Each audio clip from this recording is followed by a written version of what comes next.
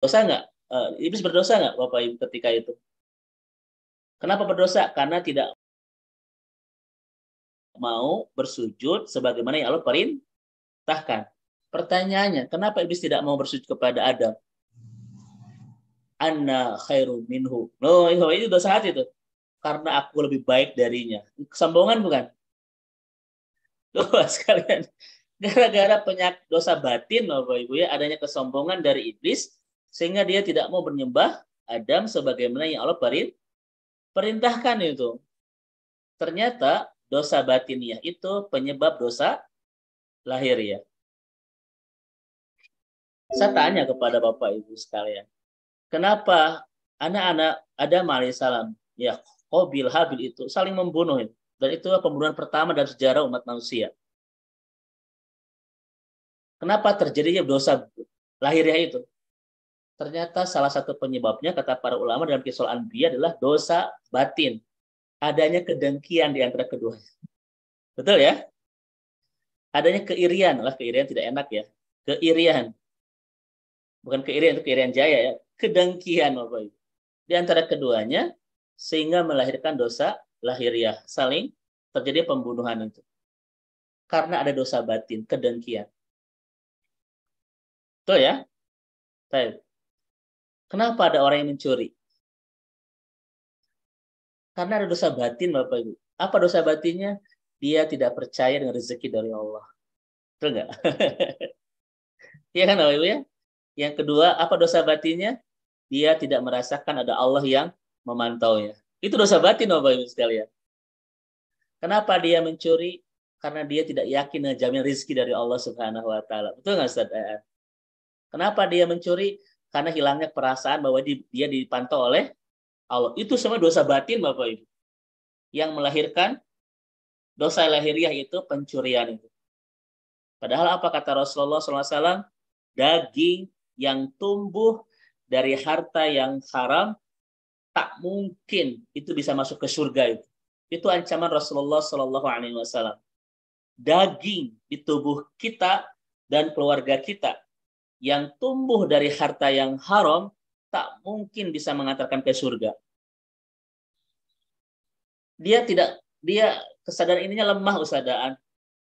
Sehingga begitu mudah orang itu mengambil hak orang lain dan mengambil sesuatu yang bukan haknya, betul kan? Padahal 1 rupiah saja itu ada pertanggungjawaban akhiratnya. Ini ada orang yang mencuri sampai miliaran saja, sampai triliun. Kenapa kita benci mereka? Karena tidak ngajak-ngajak gitu. Bukan tidak ngajak-ngajak ya. Karena kita punya keimanan sekalian ya, Masya Allah gitu. Ini alasan pertama, Ibu dan Bapak yang dirahmati Allah Subhanahu wa taala, kenapa penyakit atau dosa batin itu lebih berbahaya daripada dosa lahiriah. Karena seluruh dosa-dosa lahiriah tersebabnya atau penyebabnya adalah dosa-dosa batiniah kita. Saya tanya kepada Bapak Ibu, kenapa lisan kita bergibah? Kenapa lisan kita bergibah? Ini dosa batinnya, dosa lahiriah. Kita bergibah. Gibah itu dosa batiniah, dosa lahiriah. Gibah itu dosa lahiriah, betul? Kan bicara, betul ya? Nah, udah Tapi tadi mau ibu MPPT WA. Oh gitu Ibu, Masya Allah. Baik, ini ada bocorannya Bu ya, Masya Allah. Baik, sampai lupa tadi mana ya? Oh, baik. Gibah itu dosa lahiriah, tetapi penyebabnya batiniah, Bapak Ibu. Adanya kedengkian, adanya kemarahan, adanya kebencian. Itu nggak, Zat? Adanya ingin merendahkan kehormatan orang lain. Iya kan?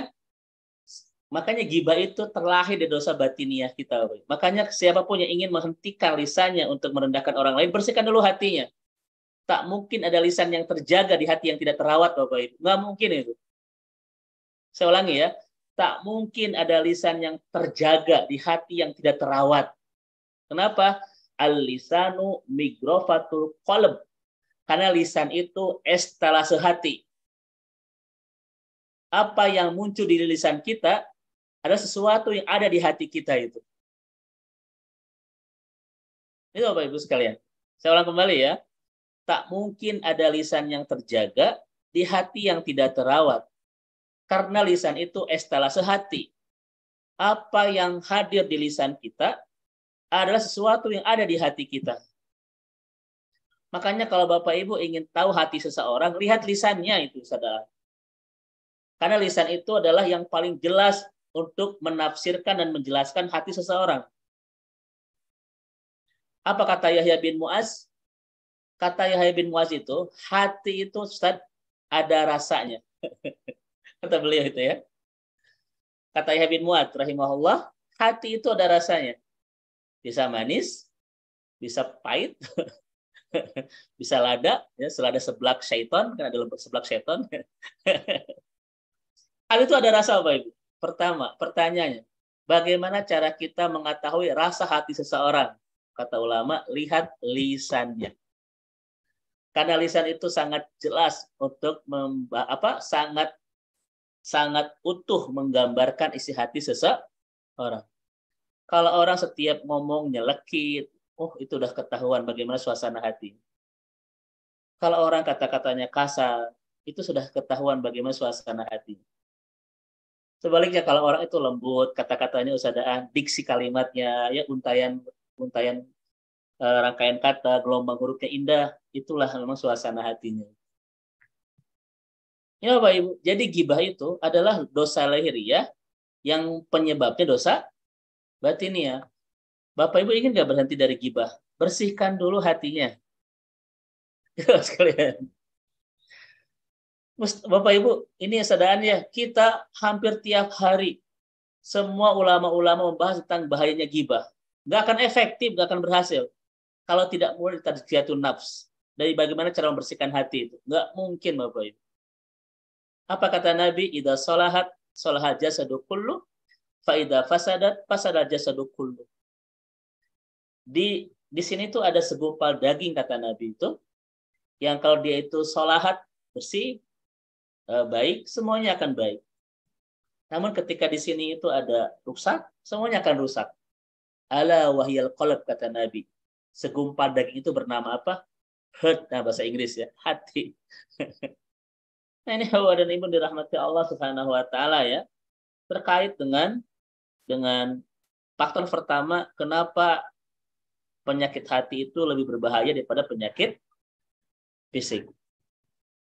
Yang kedua, Ustaz, kenapa penyakit hati lebih berbahaya daripada penyakit fisik? Alasan yang kedua tentu saja Bapak Ibu sekalian, banyak orang yang bisa hijrah dari dosa fisik. Banyak orang yang taubat, banyak orang yang itsab, banyak orang yang hijrah dari penyakit fisik, tapi tidak banyak yang hijrah dari penyakit hati. Itu Bapak Ibu sekalian.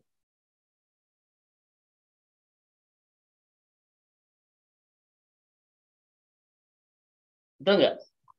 Kenapa antum hijrah? Dulu Anda ninggalin sholat. Kenapa antum hijrah? Oh dulu saya bla bla bla. Ada yang kayak gitu ya? Tetapi tidak banyak yang berhijrah, tidak banyak yang bertobat dari penyakit hati. Ustaz, kenapa antum hijrah? Karena dulu anak itu seudonan, itu jarang, Ustaz. Jarang ya? Itu Ustaz itu ya, Masya Allah itu. Kenapa antum hijrah? Dulu anak sombong, jarang itu. Tetapi dulu anak ninggalin ini, dulu anak ini, dulu anak ini, dulu anak itu. Itu ada penyakit fasik tuh yang hijrah. Tapi jarang yang hijrah dari penyakit hati. Kenapa? Sulit Bapak Ibu diperbaiki hati itu. Masya Allah. Sulit dihijrahkan. Naudzubillah. Dan yang terakhir, kenapa penyakit batin itu lebih berbahaya daripada penyakit fisik, Ustaz? Kalau orang, Bapak Ibu, sudah bersih hatinya, sebagaimana kata Ibnu Qayyim, Allah akan perbaiki fisiknya. Namun ketika orang baik fisiknya, belum tentu bersih hatinya. Itu bahaya Bapak sekali. Saya ulang kembali ya, ini kalimat Ibnu Qayyim. Kalau orang terus membersihkan hatinya, Allah akan bersihkan lahiriahnya. Saya ulang. Kalau orang, kata Ibnu Qayyim, membersihkan batiniahnya, Allah akan bersihkan lahiriahnya. Namun Bapak Ibu, orang ketika membersihkan lahiriahnya, belum tentu dia bisa bersih batiniahnya. Ada nggak ahli masjid yang masih suudonan, Ustaz? Ada nggak ahli tilawah yang masih sombong? Ada nggak yang biasa bersama Al-Quran, zakat, sodakoh yang masih iri dengki? Ada. Ya. Nah, inilah alasan-alasan kata para ulama kenapa dosa batiniah itu lebih berbahaya daripada dosa lahiriah. Bapak Ibu sekalian, Allah Ar-Raqib tidak hanya tahu apa yang nampak di penampilan kita, Allah pun tahu apa yang tersembunyi, Bapak Ibu. Ya, apa yang tersembunyi di batiniah kita. Dan ternyata dua-duanya bisa menimbulkan dosa. Karena kata Allah dosa itu ada dosa lahiriah, ada dosa batiniah. Baik, ini yang pertama Bapak Ibu. Jadi ketika kita mengenal Allah Ar-Raqib, kita akan merawat lahiriah batiniah kita sebagaimana selama ini kita pandai merawat lahiriah kita. Ya. Baik. Yang kedua, Ibu dan Bapak yang dirahmati Allah Subhanahu wa taala. Baik, kita masuk ke kajian berikutnya. Ada perbedaan antara pengawasan Allah dan pengawasan manusia, Bapak Ibu sekalian. Pengawasan manusia, kata ulama, itu menghadirkan qalqa, ketidaksukaan. Tetapi pengawasan Allah itu menghadirkan ketenangan. Oke, saya tanya sekali lagi Bapak Ibu sekalian ya. Apa perbedaan pengawasan Allah dan pengawasan manusia? Pengawasan manusia itu menghadirkan kegelisahan, ketakutan, ketidaksukaan. Namun pengawasan Allah justru melahirkan ketenangan. Kira-kira kenapa?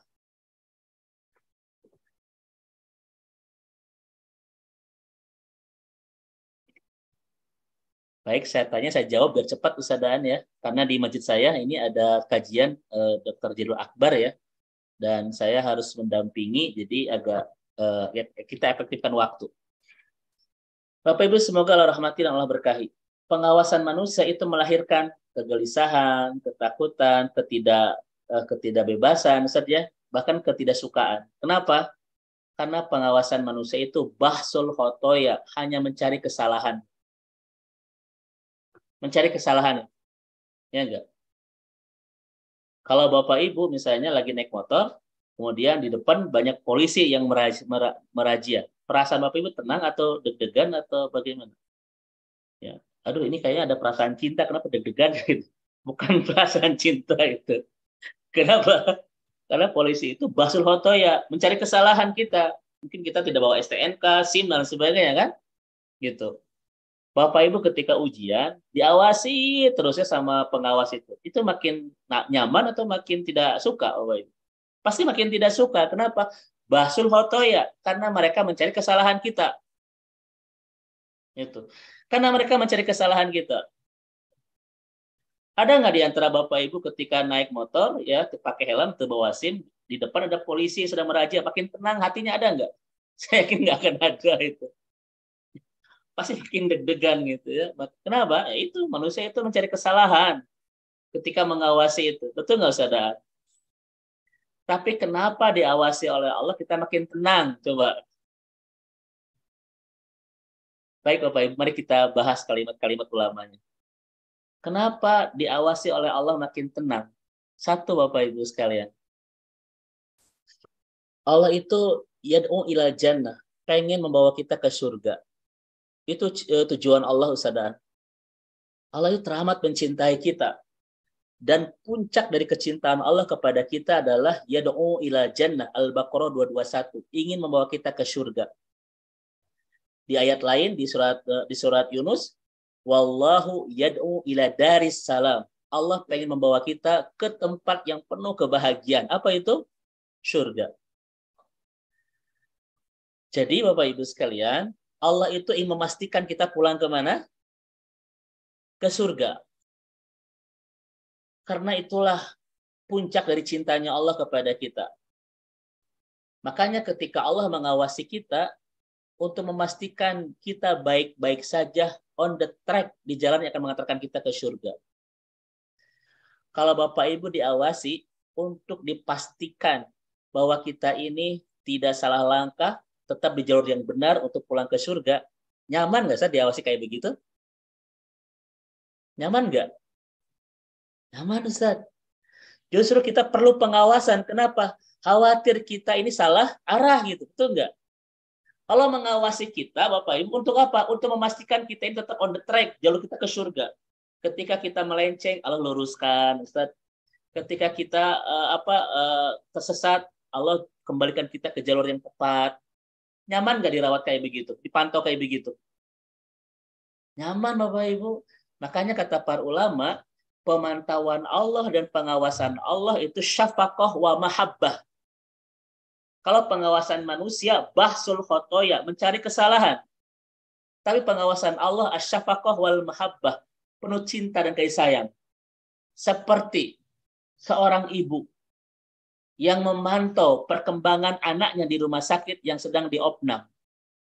Si ibu ini tidak akan tidur. Si ibu ini tidak akan pernah arisan seblak ya. Karena ingin terus memantau anak yang sedang di rumah sakit. Pertanyaan saya kepada Bapak Ibu, ketika si ibu ini memantau anaknya yang sedang berbaring di rumah sakit, pengawasannya itu mencari kesalahan anak atau karena cinta dan kasih sayang? Ya? Cinta dan kasih sayang. Tidak akan dicari kesalahan anak. Inaun kesalahan. Enggak. Itu polisi di jalan. Ya, itu pengawas ya begitu. Seorang ibu ketika memantau anaknya yang sedang berbaring di rumah sakit, bukan mencari kesalahan, tetapi adanya cinta dan kasih sayang, ingin anaknya baik-baik saja, sembuh. Demikian juga Allah, Bapak Ibu. Kenapa mengawasi kita? Ingin memastikan kita pulang ke surga itu. Saya tanya kepada Bapak Ibu, pengen tidak kita pulang ke surga? Nggak ada yang nolak. Setiap kita pengen ke surga. Bahkan surga menjadi cita-cita terbesar hidup kita. Betul nggak? Kemudian dipastikan oleh Allah bahwa kita ini akan ke surga. Itu nikmat tidak? Nah itu pengawasan Allah Bapak Ibu sekalian. Makanya beda rasa diawasi manusia dan diawasi oleh Allah. Karena beda motivasinya. Maka justru Bapak Ibu, diawasi oleh Allah itu bukan makin takut, bukan makin khawatir, makin tenang. Kenapa? Karena Allah ingin memastikan kita baik-baik saja di jalur yang tepat membuat kita pulang ke surga. Kita belok, Allah luruskan, Ustaz. Kita melenceng, Allah kembalikan jalur kita. Kita salah arah, Allah kembalikan kita ke jalur yang benar. Kan begitu. Nikmat hidup bersama Allah itu. Allah tidak hanya menciptakan kita, tetapi menyediakan semua keperluan kita. Allah tidak hanya ingin kita ke surga, tetapi Allah pun memastikan kita baik-baik saja di jalan yang mengantarkan kita ke surga. Adakah cinta yang lebih hebat daripada cinta Allah kepada kita? Seorang Bapak Ibu. Allah tidak hanya menciptakan kita, Allah pun sibuk menyediakan semua keperluan kita. Allah tidak hanya ingin kita ke surga, namun Allah pun memastikan kita tetap di jalan mengantarkan kita pulang ke surga. Ada nggak cinta yang lebih indah daripada cinta Allah kepada kita? Masya Allah. Nah ini Ibu dan Bapak ya, yang semoga Allah rahmati dan Allah berkahi. Mari kita lihat kembali Ustazah. Tadi hikmah pertama apa yang bisa kita dapatkan ketika kita diawasi oleh Allah? Pengawasan Allah itu tidak hanya lahiriah kita, tapi batiniah kita kan? Maka kita akan mulai menjaga batiniah kita sebagaimana selama ini kita merawat lahiriah kita. Setuju ya? Yang kedua, ketika kita diawasi oleh Allah itu makin bahagia, Ustaz, makin tenang. Kenapa? Karena Allah ingin memastikan kita tetap ada jalan yang tepat untuk mengantarkan kita pulang ke surga. Ini indahnya Allah Subhanahu wa taala. Yang ketiga, Bapak Ibu, kata Ibnu Qayyim apa? Apa yang bisa kita petik dari Allah itu maha mengawasi kita, Bapak Ibu sekalian? Ketika Bapak Ibu maha tahu, ketika Bapak Ibu tahu Allah itu tidak hanya melihat apa yang nampak di lahiriah kita, namun Allah pun maha mengetahui apa yang nampak di batiniah kita. Bapak Ibu akan semakin merapihkan niat ketika kita melaksanakan ketaatan. Betul tidak Bapak Ibu? Kenapa? Karena Allah tidak hanya melihat gerakan ibadah lahiriah kita, namun Allah pun tahu lintasan-lintasan niat yang ada di hati kita. Itu sadar itu. Saya tanya kepada Bapak Ibu, ada tidak ibadah yang tidak menjadi amal soleh? Ada nggak ibadah yang tidak menjadi pahala? Ada, bukan karena tidak benar tidak benar tata caranya, tetapi kadang tidak benar lintasan niatnya itu. Dan Allah tahu itu. Bahkan Nabi mengatakan apa? Innamal a'malu binniyat. Betul ya? Seluruh amal soleh kita sangat bergantung kepada apa kabar niat kita. Saya tanya kepada Bapak Ibu, di setiap kita melaksanakan ibadah, Allah tahu nggak niat kita ketika itu? Nah, Allah ar-Raqib Bapak Ibu sekalian. Makanya wajar kenapa seluruh aktivitas ibadah kita tidak semuanya menjadi pahala. Karena Allah sangat tahu apa niat yang ada di hati kita ketika melaksanakan aktivitas ibadah itu. Ya, Masya Allah Bapak Ibu. Maka kalau orang sudah makin tahu Allah ar-Raqib, dia pasti akan menjaga niat di setiap dia akan melaksanakan ibadah. Khawatir dia ibadah kepada Allah, tapi niatnya bukan untuk Allah Subhanahu wa Ta'ala. Saya pernah menggambarkan kepada Bapak Ibu kalimat dari Yusuf Qaradawi itu. Ada dua orang yang sholat di masjid yang sama, di waktu yang sama, di saf yang sama, sholat yang sama, dilakukan bersama-sama. Apakah pahalanya sama? Saya ulang ya. Ada dua orang yang sholat di masjid yang sama, di waktu yang sama, di saf yang sama, sholat yang sama, bersama-sama. Apakah pahalanya sama? Boleh jadi pahalanya seperti timur dan barat. Kenapa? Karena belum tentu hati mereka sama. Mungkin yang satu karena Allah, yang kedua karena dunia. Betul nggak? Kenapa ada orang yang ibadah bersama-sama tetapi pahalanya tidak sama? Karena niatnya yang berbeda. Niat yang berbeda akan melahirkan pahala yang tidak sama, walaupun sedang melaksanakan ketaatan bersama-sama. Ini Bapak Ibu sekalian. Kita kajian siang hari ini 245 orang. Di kajian yang sama, di Zoom yang sama, ustadz yang sama, materi yang sama, dengan rasa ngantuk yang sama, dan bersama-sama, apakah pahalanya sama?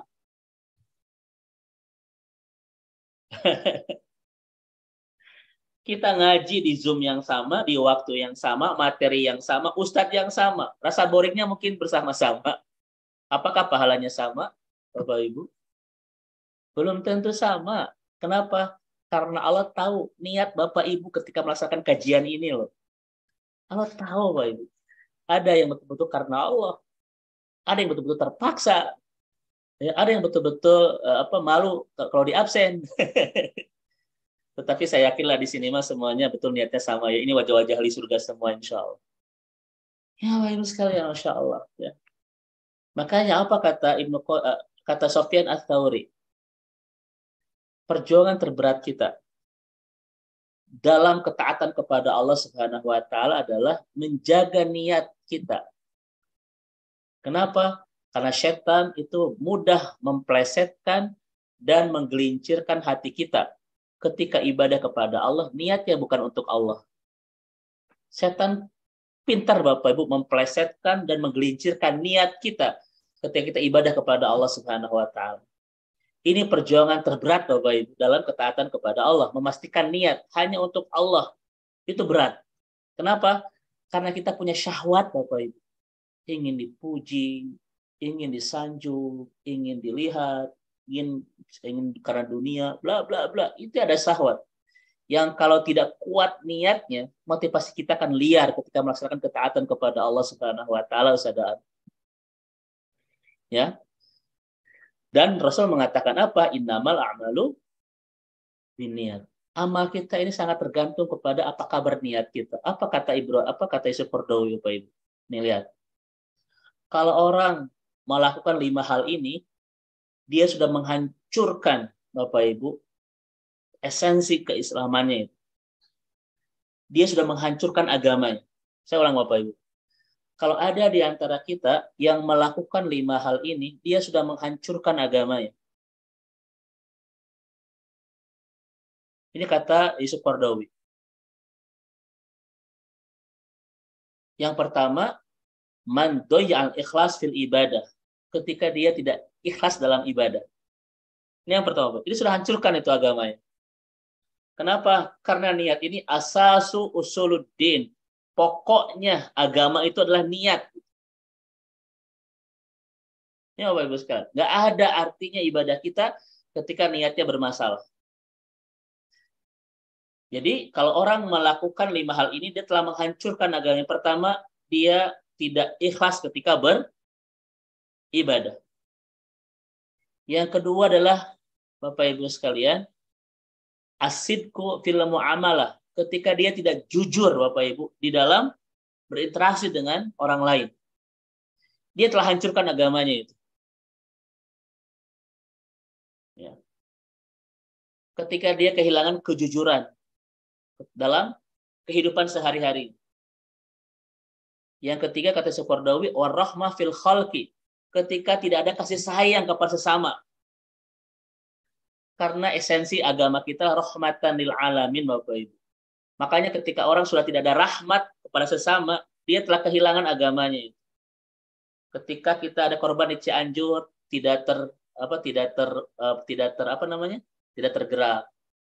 Ketika ada bencana di Sukabumi, di Garut, tidak tergerak.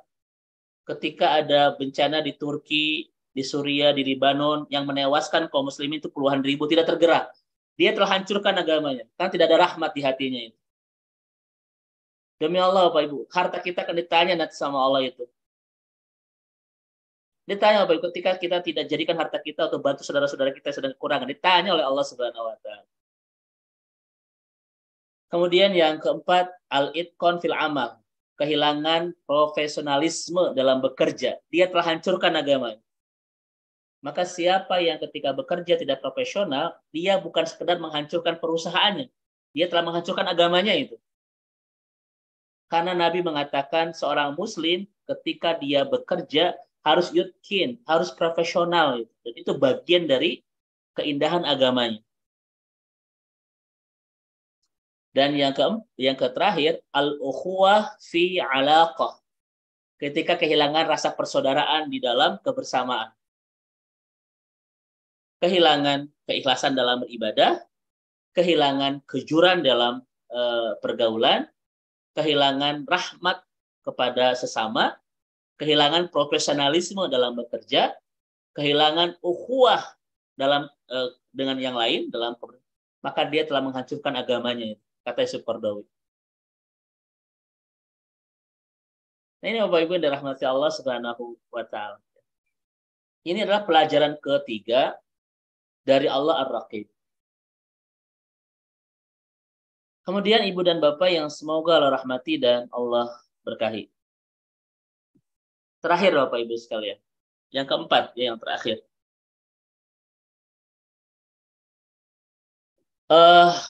Apa yang bisa kita petik dari nama Allah Ar-Raqib? Tadi yang pertama, kita akan mulai pandai merawat batiniah kita, sebagaimana selama ini kita merawat penampilan zahiriah kita. Yang kedua, kita akan makin tenang Bapak Ibu ya, dipantau oleh Allah Subhanahu wa Ta'ala.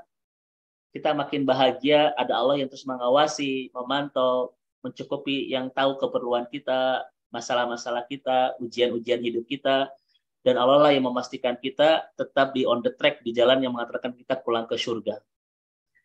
Yang ketiga, kita akan makin ikhlas di dalam beribadah, akan terus memastikan niat kita hanya untuk mencari doa Allah ketika beribadah, karena Allah tahu apa yang nampak dan yang tersembunyi. Dan terakhir Bapak Ibu sekalian, pelajaran apa yang bisa kita petik dari nama Allah Ar-Raqib ini? Bapak Ibu akan mendapatkan pelajaran yang begitu indah dari seorang laki-laki yang diabadikan namanya di dalam Al-Quran tentang kekuatan mahabbatullah. Muraqabatul. Pelajaran apa yang bisa kita petik dari laki-laki ini? Akan terhindar dari segala kemaksiatan. Kalau kita makin merasa diawasi oleh Allah, akan makin terjaga dari segala dosa. Sebagaimana laki-laki yang diabadikan oleh Al-Quran, tidak ada pintu baginya untuk tidak bermaksiat, kecuali hanya pintu dia merasa diawasi oleh Allah. Siapa laki-laki itu? Laki-laki itu digelari oleh Rasulullah dengan kali gelar yang sangat indah. Al-Karim, Ibnul Karim, Ibnul Karim, Ibnul Karim. Siapa dia? Yusuf alaihissalam. Yusuf mengajari kita, Bapak Ibu, hebatnya sebuah perasaan diawasi oleh Allah sehingga sehingga betul-betul menjaga dia dari segala kemaksiatan. Kebayang nggak Bapak Ibu sekalian? Ini ayatnya. Tidak ada alasan Yusuf untuk menolak bujukan seorang perempuan yang ketika itu sedang memaksanya, mengancamnya, merayunya, membujuknya di sebuah kamar tertutup dengan pakaian yang sudah tidak seronok ya. Seronok itu bahasa Indonesia, bahasa Malaysia ya. Ya gitulah ya. Tidak ada alasan bagi Yusuf untuk menolak kecuali perasaan diawasi oleh Allah. Itu sadar ya. Coba ketika itu ada orang lain nggak selain mereka berdua? Tidak ada. Tertutup ruangannya.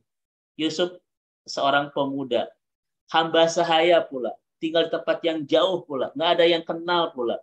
Digoda oleh seorang perempuan di sebuah ruangan yang sudah memaksa, mengancam dengan baju yang sudah tidak pantas, menggodanya habis-habisan. Kira-kira ada alasan nggak untuk menolak saat? Tidak ada. Tapi kenapa Yusuf tidak berbuat? Karena ada perasaan ini, diawasi oleh Allah Subhanahu wa Ta'ala. Maka sadaan, apa kata para ulama?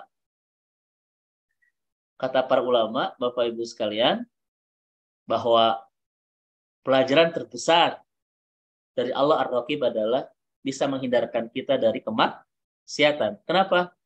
Karena kita semakin merasa seluruh gerak-gerik kita diawasi oleh siapa? Oleh Allah Subhanahu wa Ta'ala. Saya tanya kepada Bapak Ibu, ada nggak di antara Bapak Ibu yang berani berbuat maksiat di depan ibunya sendiri? Ada nggak di antara kita yang berani berbuat korupsi di depan ibu kita sendiri? Ada nggak? Nggak ada itu.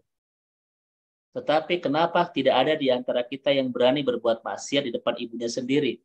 Tetapi kenapa begitu mudah berbuat maksiat di depan Robnya sendiri? Padahal Allah itu Ar-Raqib, mengawasi kita dan tidak ada yang luput dari pengawasannya. Seluruh gerak-gerik kita, baik yang lahiriah maupun yang batiniah itu sadar. Pertanyaannya, lalu kenapa banyak orang yang berbuat maksiat? Satu, hilang perasaan diawasi oleh Robnya. Nah itu sadar ya. Hilang perasaan body diawasi oleh Allah Subhanahu wa Ta'ala. Baik Ibu dan Bapak yang semoga Allah rahmati dan Allah berkahi. Ya, maka Ibu dan Bapak, kita ini punya 3 pengawas di kehidupan kita. Yang pertama adalah Allah Subhanahu wa Ta'ala. Yang kedua adalah malaikat Allah yang mencatat seluruh perbuatan kita. Sadar. Dan yang ketiga adalah nurani kita ini. Makanya saya tanya kepada Bapak Ibu, ketika kita berbuat kemaksiatan, tenang nggak perasaan kita, Ustaz? Tenang nggak? Ketika kita berbuat dosa. Nggak akan ada yang tenang. Kenapa? Karena nuraninya mengawasi itu. Seperti ada alarm yang berbunyi ketika kita berbuat maksiat. Kenapa? Nuraninya yang ngawasin. Gitu. Ini nggak bisa dibohongi Bapak Ibu, nurani ini. Nggak ada orang yang tenang dalam keberlimpahan ketika dia mengambil kelimpahan itu dengan kemaksiatan tuh nggak akan ada yang ketenang. Bapak Ibu, orang yang membangun istana keberlimpahan lewat kemaksiatan pasti akan kehilangan ketenangan di perasaan. Saya ulang ya, orang yang membangun keberlimpahan lewat kemaksiatan, lewat korupsi, lewat apa, dia pasti akan kehilangan ketenangan di perasaan. Maka orang yang membangun keberlimpahan lewat kemaksiatan adalah orang yang akan kehilangan ketenangan, kedamaian dalam keberlimpahan. Dia kaya tapi nggak bahagia. Dia berlimpah tapi tidak tenang. Dia segala punya tetapi dia gelisah. Kenapa? Ada nurani yang mengawasi dia yang tidak bisa dibohongi. Ini ibu dan bapak yang semoga Allah rahmati dan Allah berkahi. Ketika kita punya Allah yang lebih dekat melebihi urat leher kita, ketika ada dua malaikat yang mencatat semua perbuatan kita, ketika ada nurani bapak ibu yang tidak bisa kita bohongi, masih sempat kita berbuat maksiatan kepada Allah. Rasanya nggak mungkin. Lalu kenapa begitu banyak yang mudah berbuat?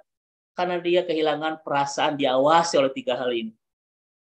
Itu Bapak Ibu dirahmati Allah Subhanahu wa taala terkait dengan dampak buruk ya dari sebuah kemaksiatan, hilangnya perasaan diawasi oleh Robnya. Maka balasan terburuk dari sebuah kemaksiatan adalah mudahnya dia berbuat kemaksiatan berikutnya. Kenapa? Karena ketika satu berbuat kemaksiatan yang pertama, hilanglah perasaan diawasi oleh Robnya. Dan ketika hilang perasaan diawasi oleh Robnya, dia akan semakin terus mudah berbuat kemaksiatan. Itulah hukuman terburuk dari sebuah kemaksiatan. Allahu a'lam bishawab. Ini mungkin kesadaan yang sampaikan di kajian kita hari ini untuk menambah sebetulnya kajian kita yang sudah kita bahas di pertemuan pertama ya terkait Allah Ar-Raqib. Wallahu a'lam bishawab. Saya persilakan Ustaz.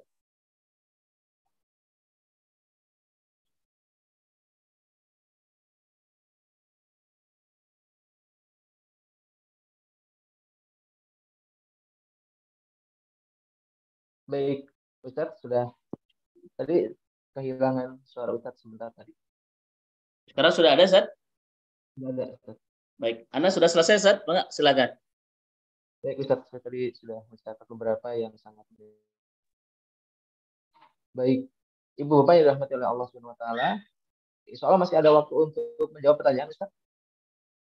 Mangga ada mungkin Ustaz, tapi mungkin nggak lama karena saya harus mendampingi, harus hadir ya di acara di masjid saya di komplek kajian Sujudul Akbar. Mungkin 5 menit ke depan ya Ustaz ya, masih ada insya Allah. Baik Ustaz, saya izin membacakan pertanyaan sudah masuk di kolom chat Ustaz. Ini ada yang bertanya, Ustaz izin bertanya. Bagaimana cara kita mengantisipasi untuk tidak terlalu sakit hati terhadap perkataan orang yang nyelekit?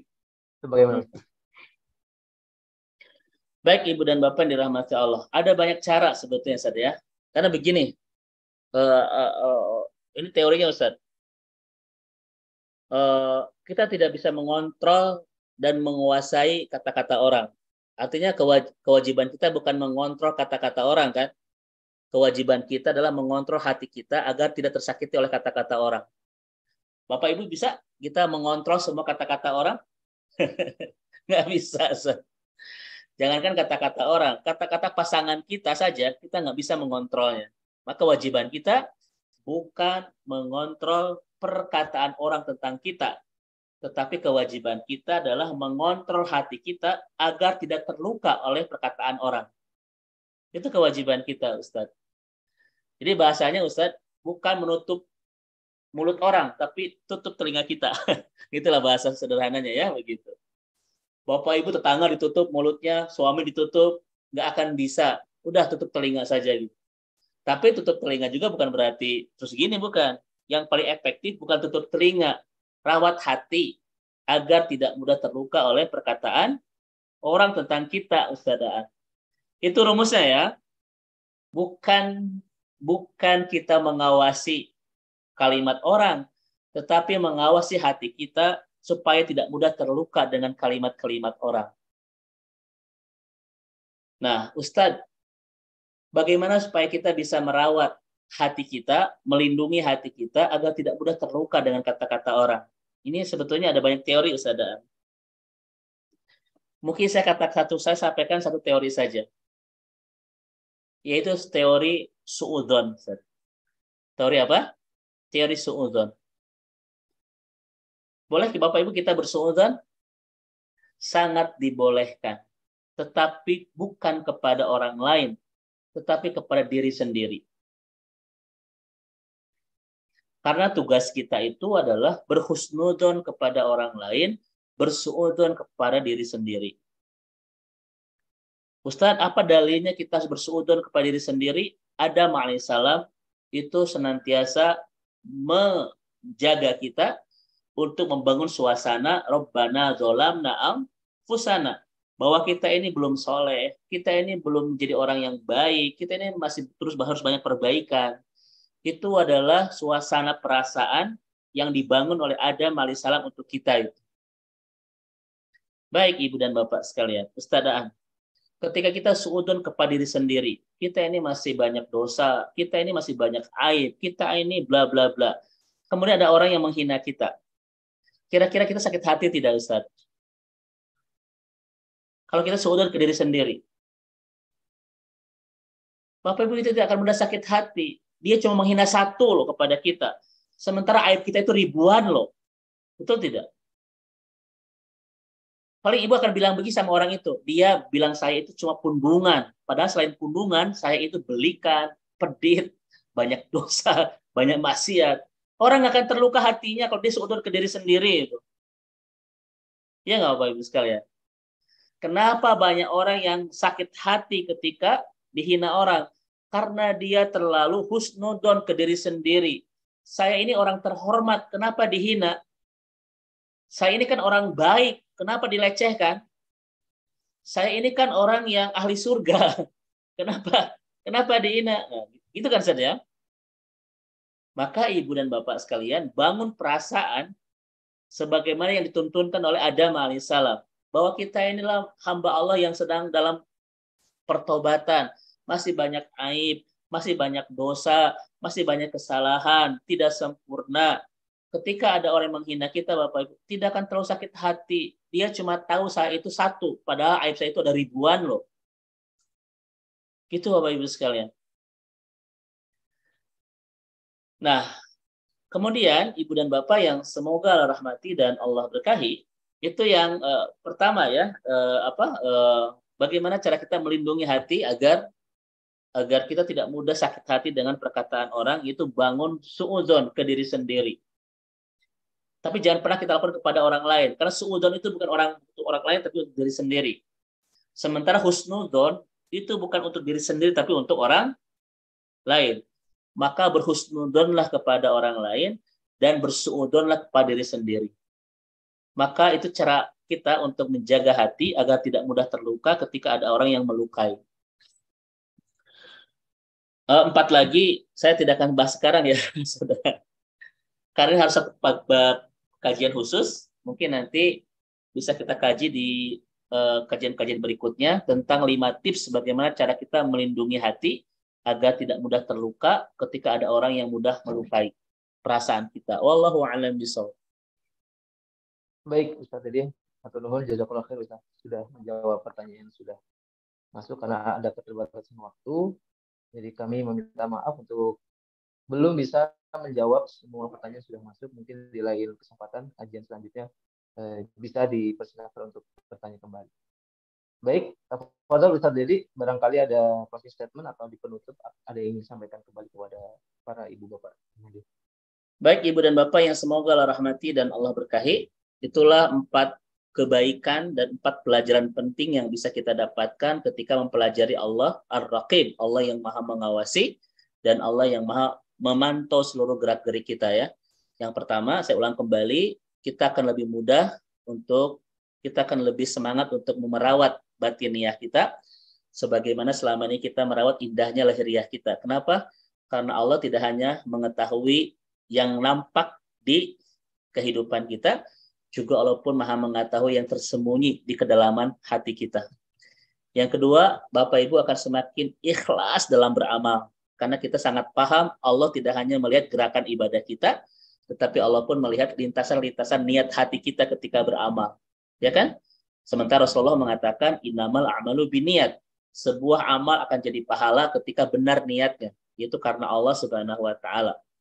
Khawatir Bapak Ibu selama ini kita lelah dalam beribadah, tapi kita kurang menjaga niat untuk lillahi ta'ala. Maka semua itu tidak akan menjadi pahala di sisi Allah Subhanahu wa Ta'ala. Yang kedua, yang ketiga, kita akan makin tenang hidup bersama Allah. Karena pengawasan Allah, karena pemantauan Allah, bukan mencari kesalahan kita, tetapi ingin memastikan kita baik-baik saja, on the track, bahwa kita akan pulang ke surga. Merasa diawasi untuk dipastikan bahwa kita ini baik-baik saja, bahwa kita ini tetap on the track, pulang ke surga, itu makin membahagiakan, makin menenteramkan. Dan yang terakhir, pelajaran terbaik dari Allah Ar-Raqib adalah kita semakin tidak leluasa semakin hati-hati, semakin punya rasa malu ketika kita bermaksiat kepada Allah. Kenapa? Karena perasaan kita sangat kuat, ada Allah yang mengawasi kita, ada malaikat yang mencatat amal kita, ada hari akhirat yang akan menghisab amal kita dan mempertanggungjawabkan semua kelakuan kita. Maka kita akan makin terjaga, terhindar dari segala kemaksiatan dan dosa. Ini Bapak Ibu sekalian ya, 4 pelajaran terhebat ketika kita mengenal Allah